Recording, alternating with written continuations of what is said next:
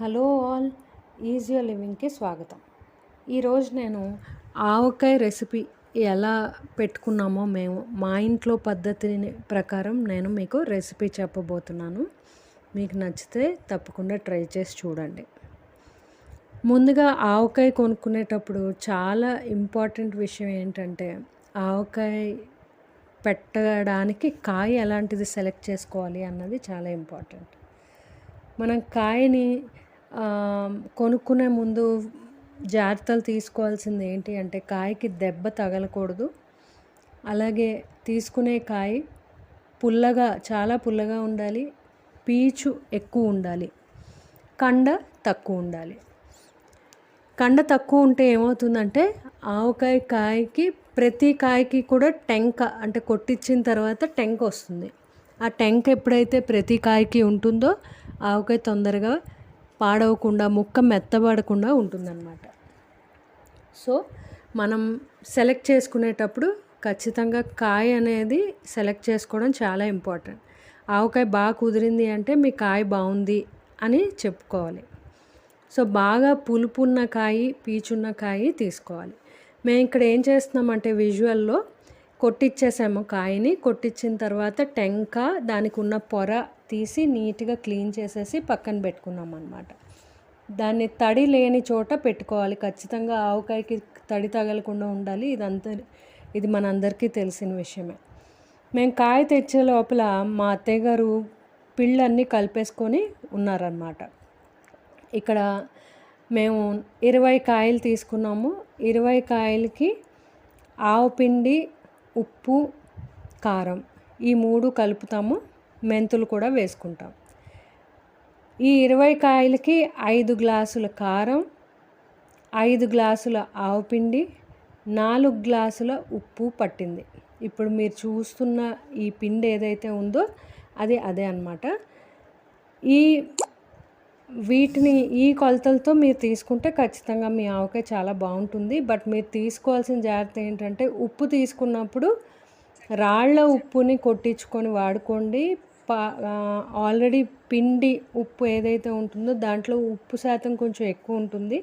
మీరు అది కనుక వాడుకుంటే ఖచ్చితంగా కొంచెం తక్కువ వేసుకోవాల్సి ఉంటుంది. 4 గ్లాసులు వేస్తే ఉప్పు ఎక్కువ అయిపోతుంది. ఉప్పు తక్కువ పడినా పర్వాలేదు, ఎక్కువ పడితే మళ్ళీ మనం దాన్ని బాగు చేయలేకపోతాం. సో అలా ఈ కొలతలతో తీసుకున్నాము. ఈ 20 కాయలకి మాకు 2 కిలోల నూనె పట్టింది. ఈ 2 కిలోల నూనెలో 1 కిలో పిండిలో కలుపుకున్నాము. ఇంకో 1/2 కిలో ముక్కలకి కలిపామన్నమాట.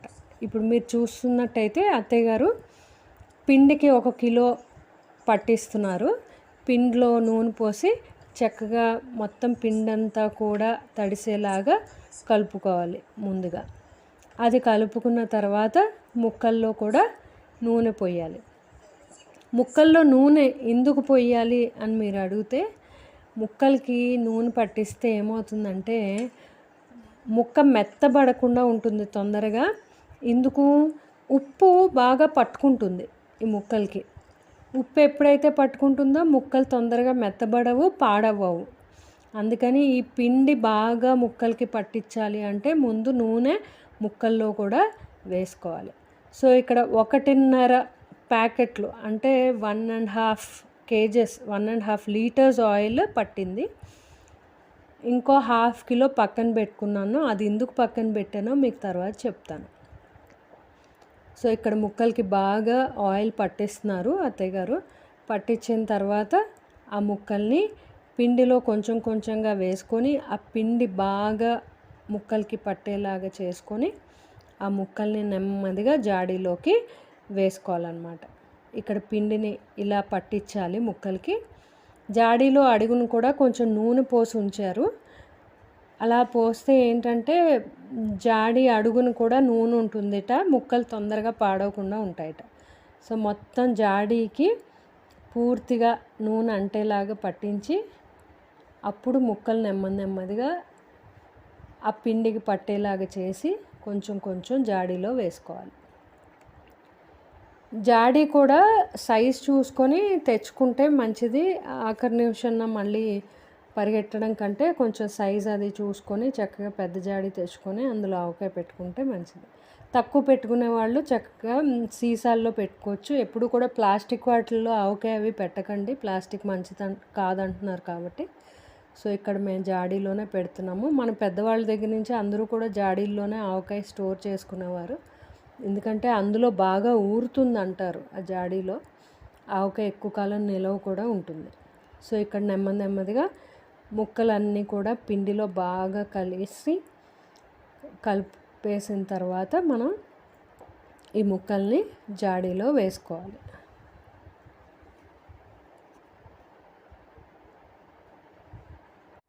ఇక్కడ మీకు ఇంకో విషయం ఏం తెలియాలి అంటే, ఆవు పిండి ఎక్కువ వేసుకుంటే ఆవ ఘాటు ఎక్కువ వస్తుంది. అది ఎక్కువ అక్కర్లేదు అని అనుకున్న వాళ్ళు కొంచెం ఆవపిండి తగ్గించి వేసుకోవచ్చు.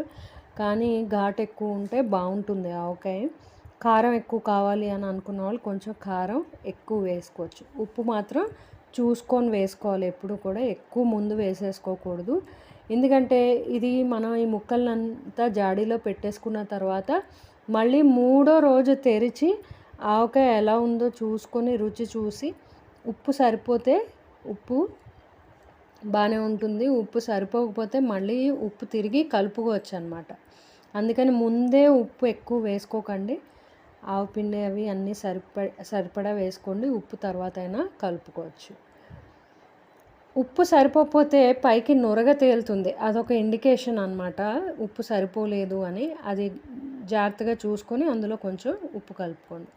జాడీల్ని శుభ్రంగా క్లీన్ చేసేసి మూత పెట్టి పక్కన పెట్టేసేయండి. తడి ఏమీ తగలకుండా పక్కన పెట్టుకుంటే నీట్గా మూడో రోజు మళ్ళీ తీసి ఆవకాయని కలుపుకోవచ్చు అనమాట. ఈ విధంగా ఆవకాయని పెట్టేసుకోవచ్చు. ఇప్పుడు 3 రోజులు అయిపోయిందండి. మళ్ళీ తిరిగి ఆవకాయని ఓపెన్ చేసి చూస్తున్నాము ఎలా ఉంది అనేది. ఊట బాగా వచ్చింది, కాయ పులుపు ఉంది కాబట్టి. సో అత్తయ్య గారు పూర్తిగా ఆవకాయని మళ్ళీ బయటకు తీసి ఉప్పు సరిపోయిందో లేదో చూసుకున్న తర్వాత తిరిగి దాంట్లో ఉప్పు సరిపడా కలుపుకొని, మాకు వేసిన ఉప్పు సరిపోయింది, మళ్ళీ కలపాల్సిన అవసరం రాలేదు. అందులో ఇప్పుడు ఏం చేస్తున్నారంటే, మనం ముందు మిగిల్చుకున్న నూనె ఏదైతే ఉందో దాంట్లో కొంచెం ఇంగువ కలిపారు.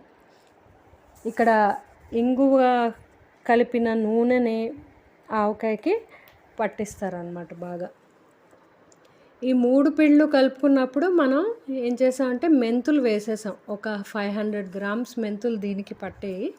ఆ మెంతులు వేసేసాం. అందుకని ఇప్పుడు నూనెలో ఇంగువ వేసుకొని ఆ ఇంగువ నూనె మిగతా 1/2 లీటర్లో ఆ ఇంగువ నూనె కలుపుకొని చక్కగా ఆవకాయకి బాగా పట్టిస్తాం అన్నమాట. ఇప్పుడు పట్టించి మూడో రోజు బాగా కలుపుకొని ఆవకాయని స్టోర్ చేసేసుకోవడమే.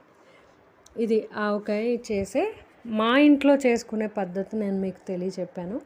వెల్లుల్లి ఆవకాయ కావాల్సిన వాళ్ళు ఈ టైంలో చక్కగా వెల్లుల్లిపాయలని ఒలిచి అందులో వేసుకోవచ్చు.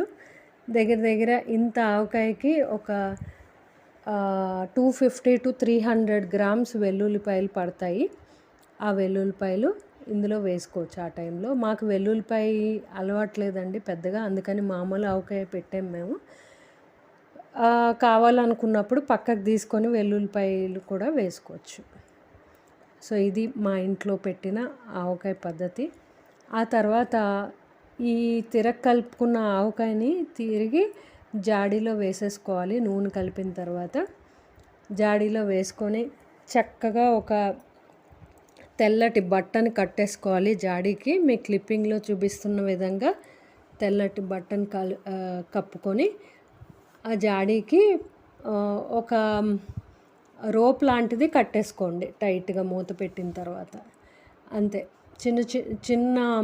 చిన్న జాడీల్లోకి తీసుకొని లేదు చిన్న సీసాల్లోకి తీసుకొని రోజు వాడుకోండి. పెద్ద జాడీని మాత్రం ఎప్పుడు పడితే అప్పుడు ఓపెన్ చేయడం, తడి చేతులతో ముట్టుకోవడం అవి చేయకపోతే 2 ఏళ్ళైనా మీ ఆవకాయ కొత్తగా ఉంటుంది, చక్కగా ఉంటుందన్నమాట. సో ఇప్పుడు నూనె కలిపిన ఆ ఆవకాయని చక్కగా అందులో వేసేసి మీకు క్లిప్పింగ్లో చూపిస్తున్న విధంగా నేను ఇందాక చెప్పినట్టుగా ఆ తెల్లటి బట్టను వేసుకొని ఆవకాయ జాడీ మీద ఇలాగా మూత పెట్టేసుకో.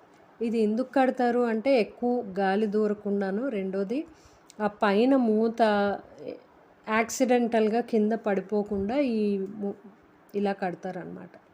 అంతేనండి. రుచి చూసి మీ ఆవకాయ ఎలా ఉందో నాకు కమెంట్ సెక్షన్లో చెప్పి చూడండి. Thank you for watching and thank you for your time. Bye.